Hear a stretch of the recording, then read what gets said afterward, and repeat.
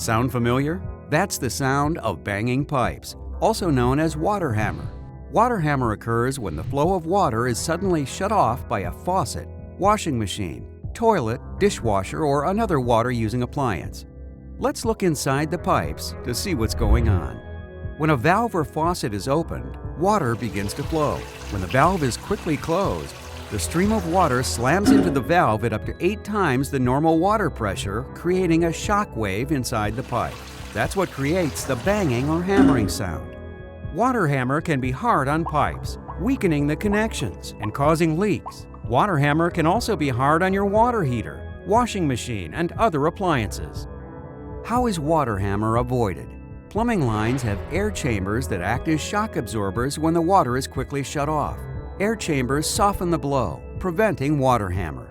Be aware, though, that air chambers can fail. This happens when the excess pressure in the pipes fills the air chambers with water.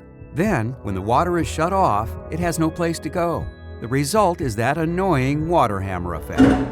If you have water hammer, there's something simple you can try. Turn off the main water valve for your home and open all of the faucets throughout your house to drain the lines. Once water stops flowing from the faucets, close the faucets and turn the water back on. This puts air back in the lines and may solve the problem. If this doesn't fix the problem, give us a call. We'll be happy to help you out.